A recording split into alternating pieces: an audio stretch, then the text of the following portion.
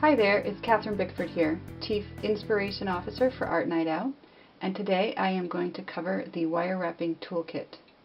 And if this is your first excursion into jewelry making, you've bought the right kit, because this kit will help you do everything you see here on the table, from basic beaded earrings to cool funky wire wrapping. And you can even get really fancy and do things like this. And basically what comes in this kit are 4 tools, and they are the basic tools, and these tools will last forever. I've been teaching with these tools sets for 10 years in our studio environment in Portland, Maine, and they hold up really, really well. So you've bought the right kit. So what you're getting in the kit are 4 tools. 3 of them are pliers and 1 is a cutter. The first plier is called the round nose plier, and it's called that because the ends here are round. And this is designed for making loops. This is the green handled ones. And they differ from the chain nose pliers in that the chain nose are flat inside. So you can see how the round nose is around, it's almost like a little mandrel, and the chain nose is flat. And the chain nose are good for making bends in wire. And then there's a bent chain nose, which is really the same as the chain nose, but it's bent on the end for getting into tight spaces. And finally you get a cutter, and this cutter is angled so that you can cut the wire that you're working with and trim it off right up next to the piece that you're making, so there won't be any jagged, snaggy ends on the jewelry that you make. So next I'm going to show you how to do some basic wire wrapping as well as basic beading techniques.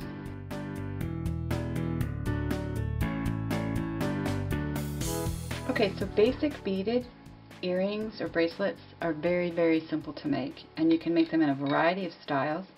So you can use any kind of beads that you like, pearls, crystals, and you can use spacers.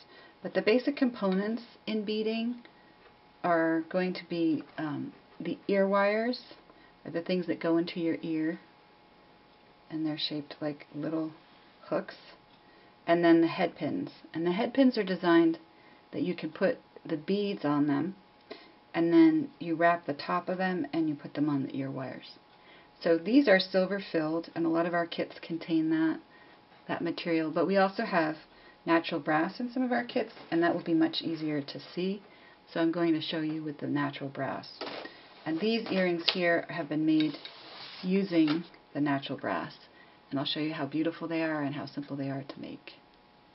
So you start with your head pins, and as I described that, they're like little pieces of wire, usually 24 gauge or 22 gauge, and on the end they have a hammered spot, so they look a lot like a straight pin. And what you do is you add your beads to that, and you can do any amount of beading that you want to do, although usually I try to keep it to 2-3 beads. If you get 4 or 5 beads strung on a solid piece of wire, it doesn't have much flow. And you can see that the hammered part on the end of the head pin has held the bead on. And then the next thing you do is you're going to take your green round nose pliers, and you're going to clamp down right on the edge where the bead ends. And then you're going to make a 90-degree turn. So you're going to use your thumb to just push that wire over 90 degrees.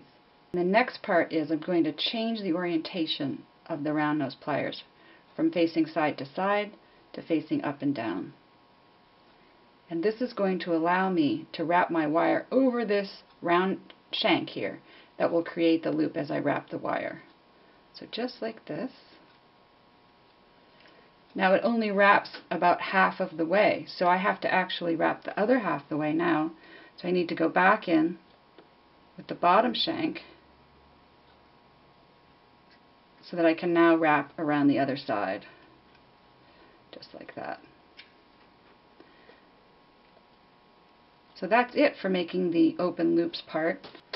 So we've done the step 1 to A and B, and that is to create the open loop at the top, and we did that by wrapping around the green round nose pliers.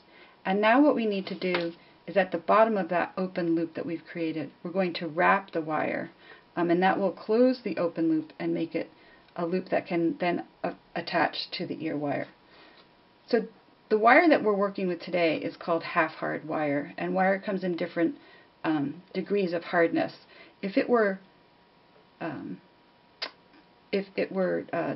dead soft wire, then you could wrap this with your fingers, and a lot of the classes that we teach, we will teach you how to do that. But in this case, the half hired, what we're going to do is use 2 chain nose pliers to wrap it. So the first chain nose are the bent chain nose, and they are going to clamp down right on that little loop that we made. And then the next thing we're going to do is use the other chain nose to actually just hold the wire that we're wrapping. So we go like that, and then we're clamping down on this loop, but enough to reveal the wire below. And then we're just going to turn our bent chain nose toward ourselves in just small little quarter turns. And then as we do this, the other wire, which I'm holding with the regular chain nose, is just going to wrap right up into the bead. Just like that. And then at the end, we're going to trim this off and tuck it. So that little bit of wire that's left over, we're going to trim and tuck. But let's do earring B. So again, you want to clamp down on your loop using your bent chain nose, and then clamp down on your wire using your chain nose, and then twist toward yourself in small little quarter turns.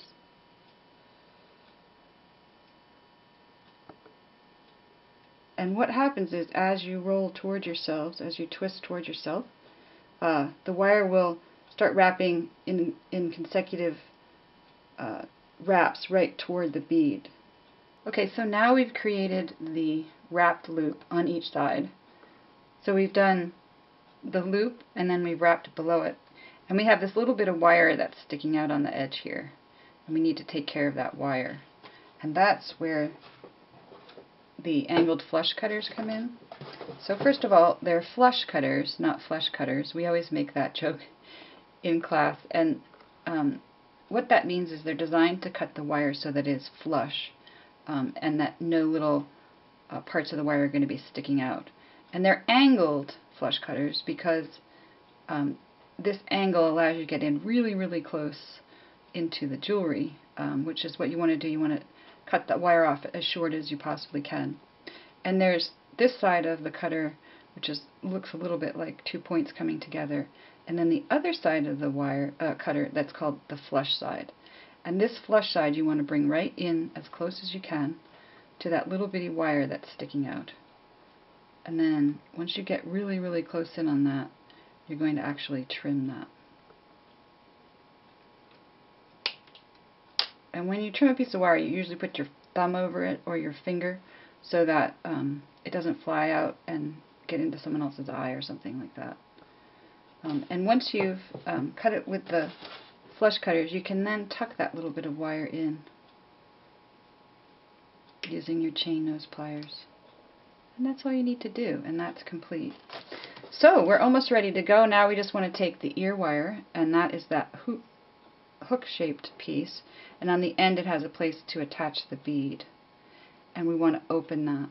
So in one hand we hold the wire, and in the other hand we hold the little hook, and we just twist forward and back. So I'm pushing the hook away, and I'm pushing the part that I'm going to attach to toward me, and that opens it up like that. Then I attach the bead, and then I reverse that. And when you're putting wire together, you can twist it back and forth because it will become work hardened, so that actually strengthens it when you twist it back and forth a little bit. But I don't open side to side like this. I open forward and back. And so now I've closed that, so that's earring 1. I'll do the same thing on earring 2.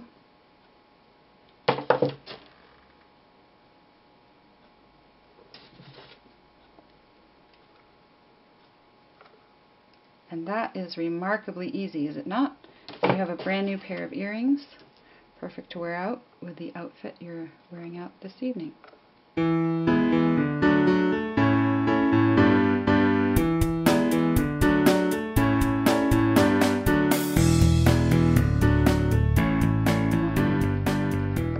now we're going to look at the difference between beading, where we're using head pins, and wire wrapping, where we're using just wire.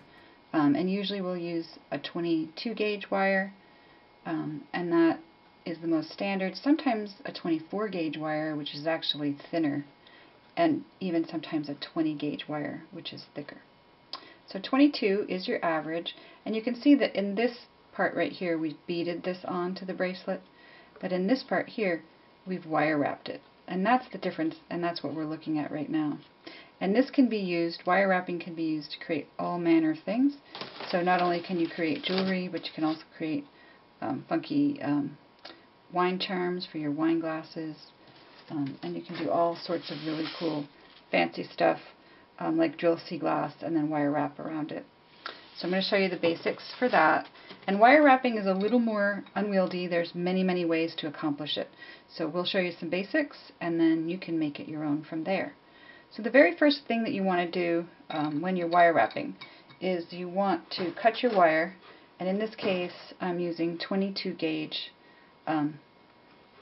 dead soft wire. So this is really soft wire that I can wrap with my fingers, and I want to cut two pieces to the exact same size. So you always want to start, if you're making a pair of earrings, you always want to know the size that you're starting with so you can recreate that size. And in this case I'm going to make these little earrings here that have a spiral that's been wire wrapped on the bottom of them. So I'm going to start by teaching you how to make the spiral. And this is a lot like making a head pin. It's basically what you're doing. So to make a spiral, you want to start with your green round nose pliers, and you want to turn your hand over. So normally we hold things with our knuckles facing the ceiling, but in this case we want to flip our hand over so that the palm is facing the ceiling. And then we want to trap the end of the wire right in that end of that plier right there. I always say the very tip end of the wire and the very tip end of the plier. And then we want to take our palm that's facing up toward the ceiling, and we want to hold the wire while we flip our palm a 360-degree turn. And what that will do is it will start a little circle right on the end of your wire. We call it the P, and that P is the beginning of your spiral. So from there, where we've made that little circle, we're going to now grab our bent chain nose. We're going to clamp down on that, and then I'm going to start twisting it. And as I push it against my pointer finger on the other hand, it starts to create a spiral. And I'm going to make two spirals that are the same, and then I'm going to use those as my head pins to put my beads on, and then I'm going to wrap the top. Okay, so we've made two spirals on lengths of wire that were the same length to start, and we've wrapped the same amount on each spiral. And now I want to straighten these out just a little bit. We're going to use them as head pins. So I'm going to take the green round nose pliers and get right down in where that spiral is, and then I'm going to make one little twist. So I'm actually moving the plier here, and the idea behind that is to create that end that's straight. So you want the wire to come down like this, and then your spiral to be below it. And I'm going to do that same thing on the other side. And one thing people get a little stuck on when they're making wire wrap jewelry is they want it to be perfect. Well, it's not always going to look perfect when you're making it, but when you're wearing it, no one will notice that it's not 100% perfect. In fact, that's what makes it handmade and makes it cool. So the next thing we're going to do, we have these two head pins that we've made that instead of having a hammered end, they have these little spirals on the end. And now we're going to add the beads to each side. And 22 gauge ear head pins work great for everything except pearls. If you're doing pearls, you need 24 gauge wire because pearls have a smaller interior hole. So I've just added some crystals, and I've added sea glass, and I am ready now to wrap the top. And wrapping the top is going to be very similar to what we did with the beading. In fact, it's almost identical, but in this case we can add a few extra components, and I'll show you about that. So the first thing I do, just like when we were beading, is I go to the top of the sea glass, and now I'm going to make a 90-degree bend. And then I'm going to hold the piece of jewelry that I'm working on, and I'm going to remove my plier and shift the orientation of it, and then put it back in. So I'm using the plier to hold the wire while I wrap around it. And I'm going to reach up over with my other hand. So I've just wrapped the wire up and over the top shank, and now I'm going to need to take that top shank out and replace it with the bottom shank in order to complete the circle. Just like that. And this time we're working with dead soft wire, and dead soft just means that there's more space between the molecules of the metal, and it makes it very, very supple. And so when we go to wrap this, we're going to be able to do it with our hands. So to wrap it, what I'm going to do is clamp down on that little loop that we just created, and then I'm going to hold the wire while I twist this whole earring toward me. And what that does is it will consecutively wrap straight down the wire and close that loop. And then you can do fun things at the top. So once you've wrapped completely, you can make like a bead cap for this, which just means that you loosen up a little bit and you let the wire start to wrap around itself and grow outward, and creates like a little cap. And this works best on round jewelry, and I'll show you that to you later. Now we need to take the flush cutter and come in and take the flush end of the cutter and trim off this wire right here. So we're going to go right in here and trim that off, and I'm going to hold over the wire while I do that so it doesn't fly out and hurt anyone. And then I come in with the chain nose pliers, which are the turquoise handled ones, and I just tuck that just a little bit, and that will keep it from creating any snags. We're ready to add them to our ear wires and to do the final piece of the earrings. And in order to do that, we need to open the ear wire just a little bit. So we're going to use the chain nose pliers, and we're going to open front to back like this. We're not going to open side to side like that. So I'm just going to pull a little forward, and then we need to add the component that we've created to the ear wire. And then we're going to close that ear wire up. So now we just need to close that just a little bit.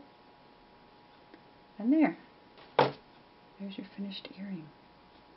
And then we'll finish the other one and you'll be ready to go. And another thing you can do with the bead cap is you can do the bead cap on a round bead, and you can see that it will go on both sides and create this very elegant wire wrapped component on both sides of the bead. You need to start with two pieces of wire that are approximately 5 inches in length, but they need to be the same length. And then you need your 2 beads.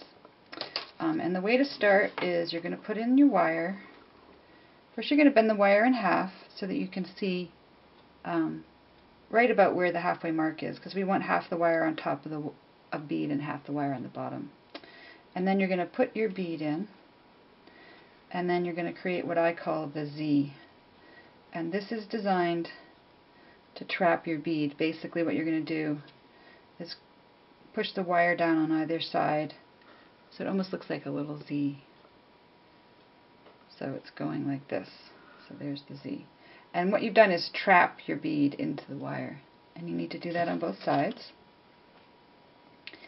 And it's very important to do everything in steps and do it first on earring A and then on earring B, because if you get too far ahead you may not do the exact step the exact way you did. So you need to keep each step as you go along rather than finishing one whole earring completely and then going back and trying the other.